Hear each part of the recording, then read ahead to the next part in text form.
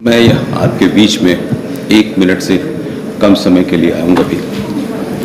Captain Sikandar Rizvi इसी शहर के रहने वाले हैं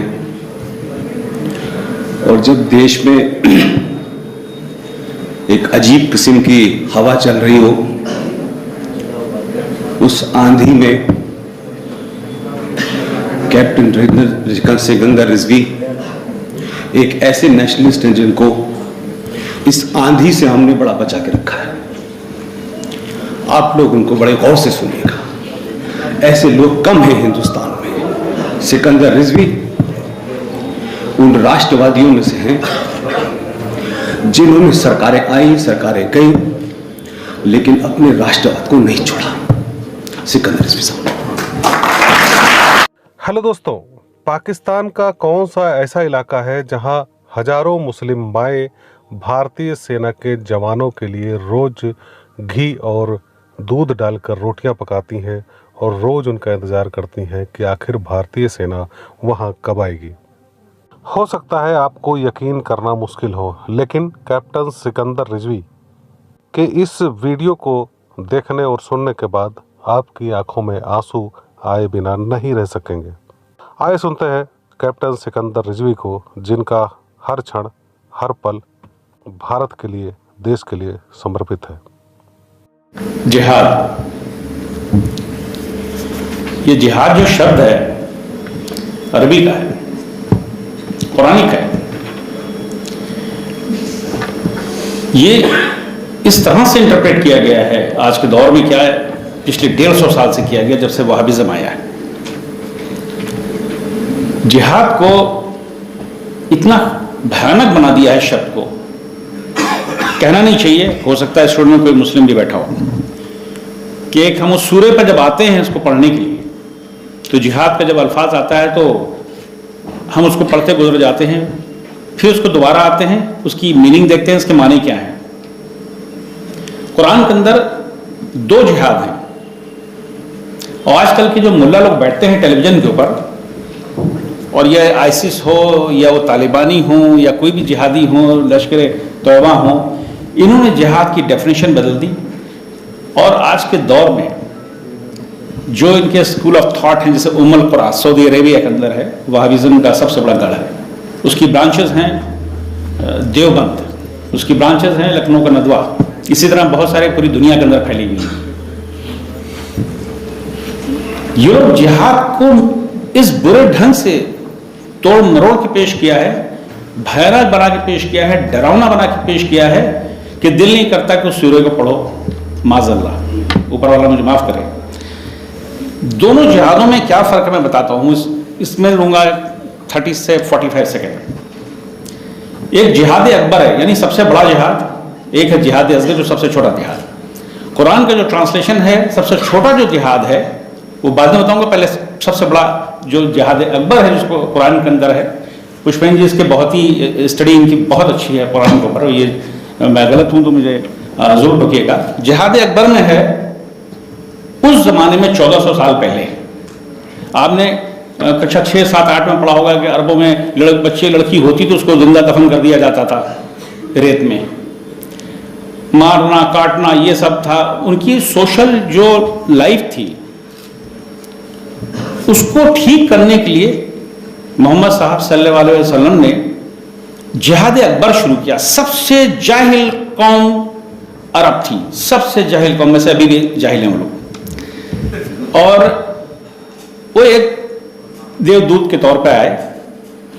अब जैसे हमारी, मैं एशिया कम्युनिटी से हूं, हमारे क्या कहा जाता है कि 1,24,000 पैगंबर आएंगे, और दुनिया के किसी के, धरती के कोने में किसी शक्ल सूरत किसी भाषा के वो पैगंबर होंगे। ये कुरान कह रहा है, ये हम अपनी मर्जी से नहीं कह रहे हैं। कोई भी मौलाना से बात कर ले आकर के, मैं सबकी स्टडी करता हूं, उम्मुल कुरा हो, चाहे ईरान की कौम हो, या अल अज़हर यूनिवर्सिटी इजिप्ट, उसको भी पढ़ता हूं मैं, उसकी भी इंटरप्रिटेशन मैंने कुरान की देखी है।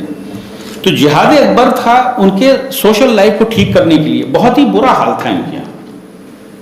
मतलब जब कुरान आए उसके बाद से निकाह होना शुरू हुआ, उससे पहले निकाह का भी नहीं होता था। जंगली थे, नोमैड्स जिसको बोलते हैं, बदून। तो जो दौर था उसको ठीक करने के लिए जिहाद अकबर कि ये सबसे बड़ी जहालत इन लोगों में है, तो इनकी जहालत इनको दूर किया जाए और इनको एक सोशल गैदरिंग की जाए, इनको बैठ के समझाया जाए, जिसको आप जुमे की नमाज कहते हैं। यहां से खत्म करता हूं बात को। अभी जिहाद असगर है, जिहाद असगर है, किसी से तू में हो जाए, झगड़ा हो जाए तो उसको डरा धमका के बात खत्म करो। जब तुम्हारी जान पे आ जाए या तुम्हारी ईमान पर आ जाए तब तुम उस पर हाथ उठाओगे। हाथ उठाने के लिए कहा गया, तलवार उठाने के लिए नहीं कहा गया। जो भी कहता है मिस इंटरप्रेट कर रहा है। मेरे साथ डिबेट कर सकता बैठ के, मैं कुरान को धारा प्रभाव पढ़ सकते, मैं ट्रांसलेट कर लेता हूं एग्जैक्टली। अच्छा, मजेदार बात एक है, कुरान में कभी कोई नुक्ताचीनी बदली नहीं गई है। जिहादियों ने क्या किया है, वहाबियों ने क्या किया है कि जैसे कि एक शब्द हमारा है संस्कृत का, एक तो अंत है, एक अनंता, बिंदी का फर्क है सर, एक अंत हो रहा है, एक अनंता, जिसकी कोई सीमा नहीं होती है। इसी तरह कुरान के अंदर उन्होंने एक ऊपर के नीचे कर दिया, इस तरह करके उन्होंने कुरान को तोड़ मरोड़ दिया। अब मैं जिहाद को खत्म करता हूं और मैं आपको कुछ ऐसी जगह लेके जा रहा हूं जो आपके लिए इंफॉर्मेशन के लिए जरूरी है, और स्टूडेंट यहाँ बैठे हैं, छात्र छात्राएं, इन लोगों को मालूम होना चाहिए कि हिंदुस्तान की उस पार सरहद के एक ऐसा इलाका भी है जहां पर आज भी हिंदुस्तानी फौजों का इंतजार होता है। आपको सुनकर अजीब लगेगा। मेरे फादर के जो रूट्स हैं वो बल्तिस्तान से हैं। बल्तिस्तान जो है करगिल से ऊपर है, जिसको कहते हैं स्कर्दू और भुंजा। अगर आप मैप उठा कर देखिएगा तो वो नजर आएगा, 20 से डिवाइड हो गया। इधर करगिल है, उधर स्कर्दू है। ननिहाल मेरी लखनऊ की, मेरी मदर लखनऊ की। जब भारत आजाद हुआ तो वहां 4-5 महीने तक पता ही नहीं चला कि भारत आजाद हो सकता है। राजा हरि सिंह का राज हुआ करता था उस क्षेत्र के अंदर। बड़ी इंटरेस्टिंग चीज है, ध्यान दीजिएगा आप लोग, ये आपको मिलेगी नहीं, क्योंकि पाकिस्तान गवर्नमेंट ने उसको सेंसर कर रखा, वो कहीं निकलती नहीं है। पाकिस्तान गवर्नमेंट वहां के फोटोग्राफ तक के नहीं आपको देखने को मिलेंगे, कहीं आप सर्च इंजन में डालिएगा तो। क्योंकि राजा हरि सिंह ने बहुत अच्छे ढंग से उधर की स्टेट चलाई थी, और ब्रिटिश की जब आमद हुई तो ब्रिटिश को परेशानी थी कि रणजीत सिंह जी उनके पिताजी थे कि इनको ऊपर तक हम जाने नहीं देंगे। इनका राज्य था हुंजा तक था। तो हुआ ये कि उन्होंने अपने राजपाट को चलाने के लिए ज्यादा इनका सहारा नहीं है ब्रिटिशर का, और ब्रिटिशर्स को यह था कि हम किसी भी तरह हुंजा पहुंच जाए। हुंजा से रशिया कंट्रोल होता है। उस जमाने में उस सेकेंड वर्ल्ड वॉर का टाइम चल रहा था, तो वहां पे एजेंसी बना दी गई, हुंजा और गिलगित एक एजेंसी बन गई। फिलहाल मैं उसको और शॉर्टकट करता हूं। बल्तिस्तान में 99.9% शिया है, हमारे कम्युनिटी के लोग हैं। मेरा वहां जाना हुआ आज से 10-12 साल पहले। उसके बाद से मुझे बैन भी कर दिया गया पाकिस्तान में। लकी मुझे वीजा मिल गया था, और इस्लामाबाद से हम जाते हैं इस कर। मेरे ददियाल के लोग हैं वहां पर, वहां हमारे रिश्तेदार, हमारा ताया भी था बुजुर्ग। तो दोपहर के टाइम पे जब देखूं कि वहां पर बहुत मोटी रोटी होती है, दूध से गूंदी आती है और घी से, वो 10 रोटी इतना खाना वो लोग खाते हैं, क्योंकि पहाड़ में रहते हैं, काफी उनके शरीर को ताकत चाहिए होती है, एनर्जी चाहिए होती है। लेकिन 10 रोटियां इतनी बना करके रख दी जाती थी, हर घर में 10 रोटी रखी जाती थी। तो पूछा क्या, कहते हमारे क्या ट्रेडिशन है। कई दिनों के बाद जब मैं फिर पूछा तो किसी ने उस पर इतनी तवज्जो नहीं दी, ऐसे बताया नहीं कि बड़ी कोई खास चीज में होगा। लेकिन देखा कि वो 10 रोटियां फिर जाती कहाँ है। तो हमारे ताया के बेटे हमसे बहुत बड़े थे, उन्होंने कहा कि ये भारतीय सेना का, हिंदुस्तानी फौज का इंतजार कर रही है, जब आएंगी तो वैली में भूखी ना रहें।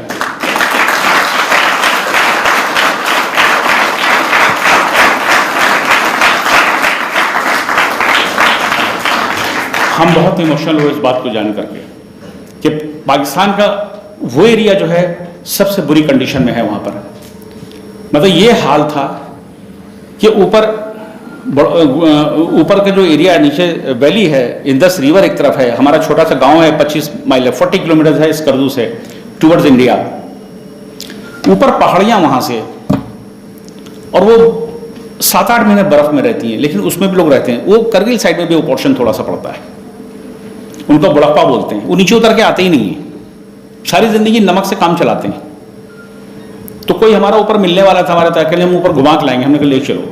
वो चढ़ाई थी 4-5 घंटे की, तो हमारे साथ पूरा सामान, क्योंकि मुझे आदत नहीं थी ऐसी जगह उस क्लाइमेट में इतना रहने की, तो हमको लेके चल दिए लोग। चाय का भी व्यवस्था उनका रखी थी, क्योंकि वहां हमारे मतलब का खाना पीना मिलना नहीं था। जब हम 5-6 हज़ार फीट की 5,000 तो थी हाइट, क्योंकि हालत मेरी पस्त हो गई थी, हम बता नहीं सकते। तो बीच में छोटे छोटे गांव पड़ रहे थे, तो हमारे जो कजिन अजिन थे वो निकाल के स्पून से बच्चों को चीनी बांट रहे थे, एक एक स्पून चीनी दे रहे थे। बीच में जो गांव पड़े थे, ध्यान दीजिएगा, मैं बता रहा हूं क्या बदतर हालत है। और उसके बाद हम वहां से चले गए ऊपर 1000 फीट और ऊपर एक छोटी सी जगह थी, मिल करके शाम ढलने से पहले हमको नीचे उतरना फास्ट होता है, जो हम 1-1.5 घंटे में कर लेते। 2.5-3 घंटे के बाद जब हम नीचे उतर रहे थे सब, और हम लोग सब 10-20 लोग थे, क्योंकि मैं एलियन लग रहा था उन लोगों के बीच में कि हिंदुस्तान से आया है, और हमारे रिश्तेदारों को ये पता था कि मैं पायलट हूँ, गवर्नमेंट ऑफ पाकिस्तान को नहीं पता था कि मैं पायलट हूँ, वरना तो मुझे जाने भी नहीं देते। वो हमारे यहाँ से लीक हो गया घर से, तो कोई ना कोई इंटेलिजेंस का लगा होगा वहां पर, उसने खबर कर दी, तभी मुझे बैन किया गया। हम जब लौटे 2.5-3 घंटे के बाद, उनके हाथ की चीनी नहीं खत्म हुई थी, वो एक एक दाना खा रहे थे बच्चे। वो उनकी लग्जरी है, उनको नसीब नहीं मिठास। जिस मुल्क के बच्चों को मिठास ना पता हो, वो मुल्क क्या है? वो जहन्नुम से बदतर है, जहन्नुम से बदतर है। और जो जहन्नुम में रहते हैं ना, इंसानियत के दुश्मन हैं वो लोग, बॉर्डर पार। वही देखिए करगिल से लेकर जो हमारा बल्तिस्तान को, जिसको पोषण स्कर्दू कहते हैं, कभी नहीं सुनाओगे सुई भी इस पार से उस पार नहीं होती है। और मुजफ्फराबाद और कश्मीर के बीच में ऐसे आते जाते रहते हैं गन लेकर सारे टेररिस्ट जिहादी आते रहते हैं। और मजेदार बात ही चलते कहां से हैं? काबुल से, वहां से आते हैं, अफगानिस्तान से आएंगे, पार करेंगे पाकिस्तान, पाकिस्तान उनको पूरी लॉजिस्टिक देता है। उनको बॉर्डर कर्नल साहब ने बहुत सारी चीजें बताई, बहुत ही सीनियर, इनको जितनी नॉलेज मुझे शायद इतनी नहीं है, लेकिन वो तो जिहाद हम देख रहे हैं। लेकिन जनरल विपिन रावत साहब ने कहा था कि हम 2.5 युद्ध में ग्रस्त हैं। आप लोग शायद मालूम होगा, 2.5 युद्ध में ग्रस्त हैं। एक हमारा उत्तर का बॉर्डर है, सीमा है, जहां से हम निपट रहे हैं चाइना का, एक हमारा पश्चिम का है पाकिस्तान, और आधा हमारी कंट्री के अंदर है, जिससे जंग कर रहे हैं। 17.5 करोड़ आबादी है, उसमें से 5 करोड़, 4.25 करोड़ शिया को अलग कर दीजिए, बचे 12.5 करोड़। वो है कौन? अब लोग तो कहते हैं नहीं साहब सब देशभक्त हैं, सब देश के लिए काम करते हैं, ये करते हैं, ये सब बेकार की बातें समझाने के साथ। मैं घूम घूम के पूरी दुनिया को देख रहा हूँ कायदे से। जितने मदरसे हैं, जितने ये वो हैं, ठीक हैं, कुछ मदरसे अच्छे भी हैं, हम सबको नहीं कहते हैं बुरा है, जो जिहादी पढ़ाई जाती है, लेकिन ज़हनियत बदलना बड़ा मुश्किल है। अब लखनऊ में मेरे पास इंफॉर्मेशन 150-200 मदरसे चल रहे हैं, और उसमें दोनों कम्युनिटी के हैं, शिया के भी हैं, सुन्नी के भी हैं। मैं किसी ये नहीं कहूँगा सुन्नी के सारे खराब हैं या शिया के सारे अच्छे हैं, मैं ये नहीं कहना चाह रहा हूँ। देशभक्ति उसके अंदर भी है।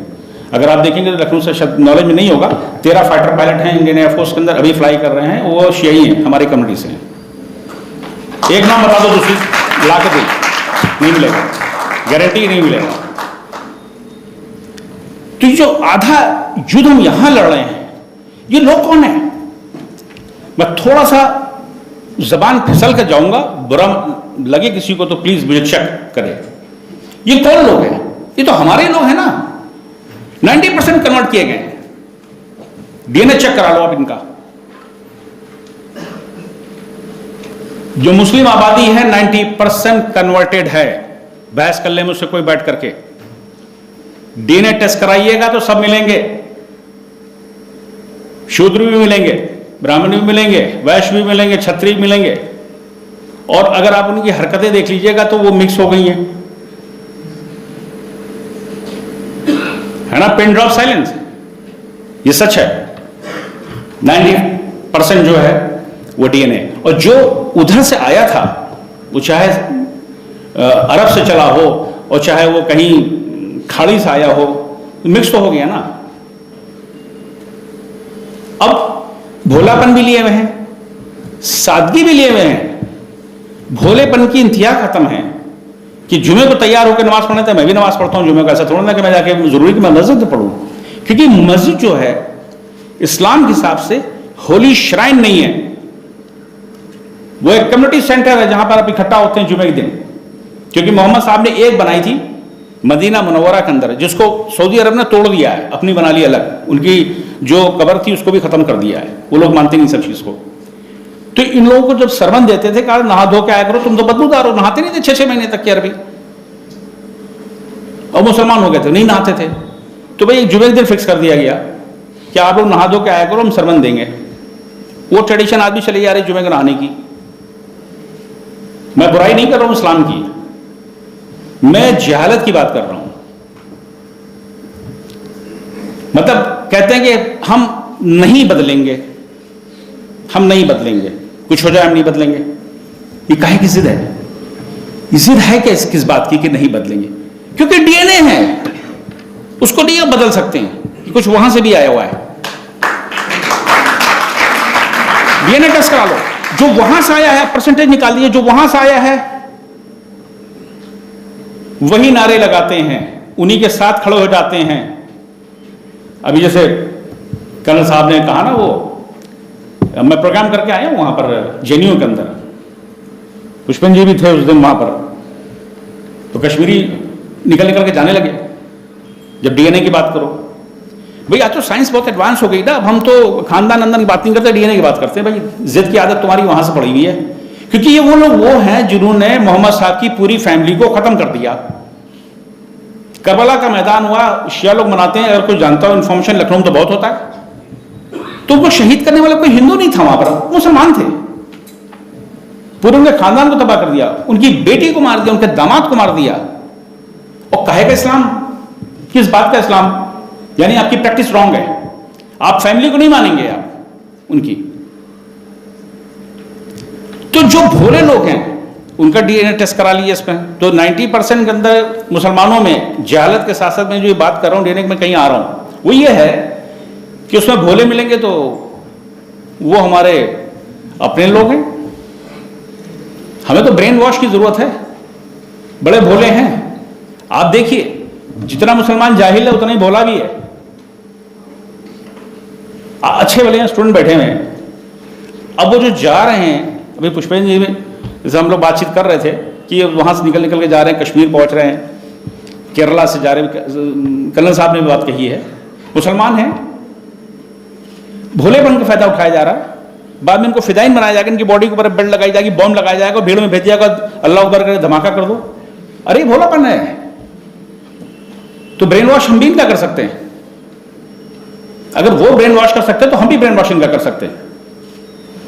हम जो फिदाइन बनाते हैं हम उनको देशभक्त बना सकते हैं। चक्कर यह कि उनसे जान नहीं छुड़ा सकते भैया, 17 करोड़ है। हम अपने लोगों से युद्ध कर रहे हैं,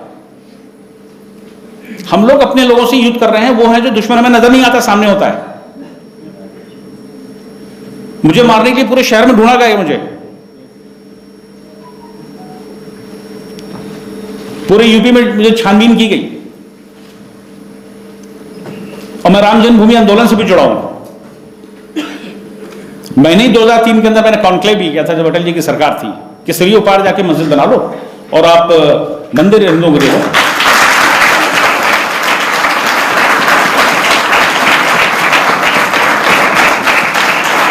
क्या प्रॉब्लम है भाई? जब आपकी मस्जिद, शरा कहती है इस्लाम के अंदर कि आप झगड़े की जगह पर या किसी इमारत बनी को तोड़ करके, जैसे मैं अपनी घर को दान दे दूं, साहब मस्जिद बना लो, नहीं बन सकती है। क्योंकि मस्जिद सिर्फ वर्जिन लैंड पर बन सकती है, खेत में बन सकती है, डेजर्ट में बन सकती है। जिस धरती का इस्तेमाल ना किया गया हो उस पर बन सकती है। जिसका धरती इस्तेमाल हो गया हो, चाहे घर क्यों ना हो किसी का, अरे वो तो मंदिर था और सबको मालूम तोड़ा था। तो वो नमाज तुम्हारी जायज नहीं, जो कहा कि धर्म तुम्हारा ईमान। और ये बात सच है कि हिंदुस्तान के अंदर, खासकर हिंदुओं के अंदर, आप, मैं पढ़ता रहता हूं, काफी पढ़ता रहता हूं, आप देख लीजिए कि जितना यहां पर कहते नहीं हम लोग, पेशेंस है हम लोगों के अंदर, हिंदुस्तानियों में पेशेंस है। जंग के बारे में कर्नल साहब से अच्छा कोई नहीं बता सकता है। 71 में भी हमने पेशेंस से काम लिया है, 65 में भी लिया है। हमला उन्होंने किया, हमने कभी नहीं किया। और इतिहास हमारे हमले कभी नहीं हुए, हमने डिफेंसिव वॉर किया हमेशा। वो हमारा जो आधा युद्ध चल रहा है अभी भी डिफेंसिव चल रहा है, ऑफेंसिव तो हुआ नहीं। और जिस दिन ऑफेंसिव कर बैठेंगे तो क्या होगा? तब हा हल्ला मचाना शुरू हो जाएगा। जब मुसलमान बात करता है जिस टाइम कि साहब वो फलाने हैं और वो हिंदू ऑर्गेनाइजेशन है, वो अतिवादी, दुनिया भर की बातें करते हैं ना। अरबों में कौन हिंदू है? पाकिस्तान में कौन हिंदू है जो वहां कत्लेआम हो रहा है? सबसे ज्यादा वहीं मरते हैं। इराक में कितने हिंदू हैं भाई? सीरिया में कितने हैं? वही डीएनए की बात आती है कि आपके अंदर है। मारकाट करके आप रिलीजन चलाना चाहेंगे? ऐसे रिलीजन नहीं चलता है। और कुरान को बिल्कुल ये लोग फॉलो नहीं करते हैं। कुरान 70% कुरान जो है होली गीता है। बढ़ा दीजिए, मैं इसको ट्रांसलेट करके दूंगा एक एक सूरा। 70%। थोड़ी सी एक बात और है, मोहम्मद साहब की जो वाइफ थी उनसे उम्र बहुत बड़ी थी, और वो अरबियन पेनिनसुला की सबसे बड़ी ट्रेडर थी। वो हजरत खदीजा कहते हैं उनको। और हर जगह जिक्र है, हदीसों में जिक्र है, हर जगह आता है। वैश्य लोग जाते थे अदन के रास्ते से मसाले लेकर के, और वहां रुकते थे मदीना के अंदर, और गुफ्तगू होती थी। और मोहम्मद साहब उनको खजूर और पानी देते थे, क्योंकि वो लोग शाकाहारी थे। हमारे सरमन में पढ़ाया जाता है, जिहादियों ने, वहाबियों ने इस पोर्शन को कट कर दिया। हमारे कम्युनिटी में पढ़ाया जाता है सब चीजों को। अभी एक मजेदार बात और बताऊंगा आपको। तो जब जाते थे तो 6-6 महीने का रास्ता होता था साहब। ये इंफॉर्मेशन के लिए, आप सब स्टूडेंट के लिए ध्यान दीजिएगा। 6 महीने का अपना सामान छोड़ के आते थे। पिछले 6 महीने पहले जो सामान दे गए थे उससे शर्फी लेकर वापस आते थे अदन। अदन से जहाजों के रास्ते ये भारत आते थे।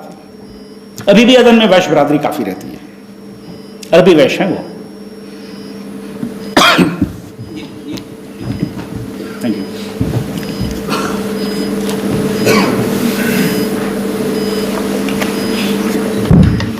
छह महीने का उधारी देकर आते थे, 6 महीने का। और हजरत खदीजा बैठ के हिसाब करवाती थी।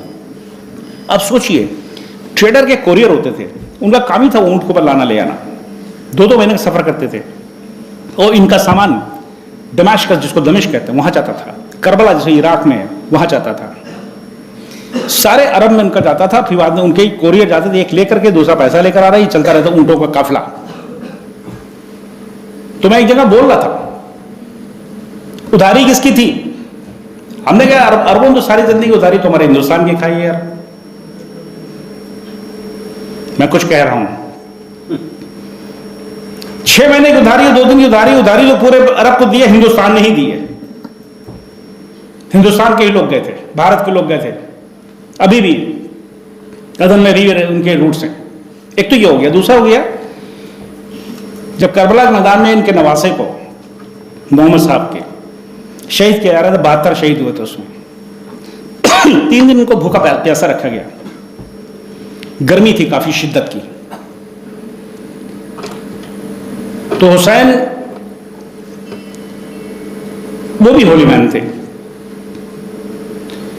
उनको ये हुआ कि भैया हम तो खत्म हो रहे हैं। और यजीद की जो फौज है, यजीद सब वहाबी थे सब। ये जब घेरा इनको चारों तरफ से, एक एक बच्चा, उनका 6 महीने बच्चे को तीर से मारा, पानी नहीं दिया। 3 दिन पानी बंद कर दिया काफी डेजर्ट में, गर्मी बहुत थी। जब देखा कि एक एक करके सब उनके शहीद होते जा रहे हैं, खेमों के अंदर, तंबू के अंदर, बोलते ना टेंट के अंदर, उनकी फैमिलीज थी। कुछ बीमार भी थे, कुछ घायल थे। तो उन्होंने एक आवाज आसमान की तरफ, बहुत ये उसमें बेबस हो गए, तो हाथ उठा कर उन्होंने कहा, हल मिन नासिरीन यंसुरना। अरबी में कहा, हल मिन नासिरीन यंसुरना, है कोई जो हमारी हिफाजत को आए? हल मिन नासिरीन यंसुरना, ये सिर्फ शिया कहता है कोई दुनिया में जो हमारी हिफाजत के लिए आए? ये आवाज कहां तक पहुंची होगी आपको अंदाजा नहीं, जो मैं आपको बताने जा रहा हूं। वो शहादत हो गई। शहादत से पहले इनके बेटे इमाम हुसैन के, उन्होंने अपने घुड़सवार को, जवान थे 16 साल के, अपने मौसेरे भाई को चिट्ठी लिखी कि हमारी मदद करो। वो घुड़सवार निकला करबला के मैदान से, वो भारत आ रहा था। और हल मिन यासीन यंसुरना की आवाज गूंजती रही और सब शहीद हो गए। जब मैसेज मिला, वो चित्तौड़गढ़ था। इमाम हुसैन की जो वाइफ,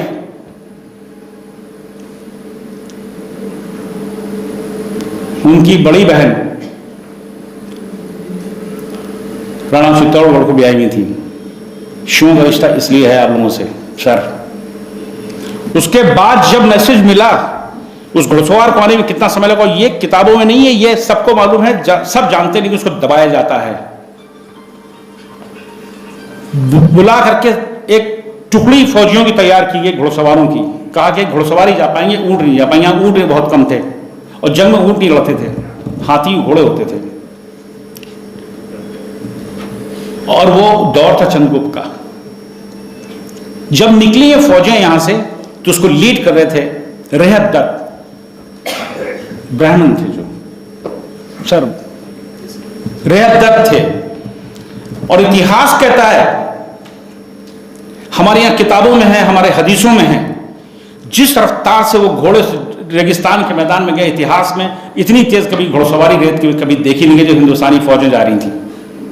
करबला के मैदान में पहुंची तो उनकी शहादत हुए काफी समय बीत गया था। रेहत दत्त उतरे घोड़े से। हमारे यहां जब रोते, आप कभी कोई शियों का सरमन उसको जरूर सुनिएगा, उसमें जिक्र आता है, उधर के उनका हुसैन हमने आने में हमको देर हो गई, हुसैन हमको आने में देर हो गई। और बहुत सारे वहां जंग लड़ी इन लोगों ने, दमिश्क में जाकर यजीद से जंग लड़ी, बहुत फौज को उन्होंने मारा काटा। ये सब सेंसर होगा, आपको नहीं मिलेगा उधर अरब से, हमारे यहाँ है हदीसों सब में। खैर वो हो गया।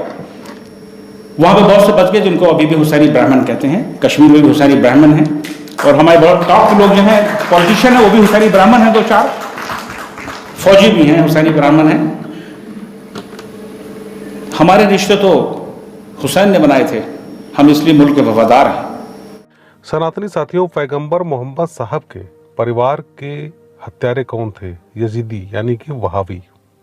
ये वही वहाबिज्म है जो आजकल पूरी दुनिया में आतंक के नए नए प्रयोग कर रहा है।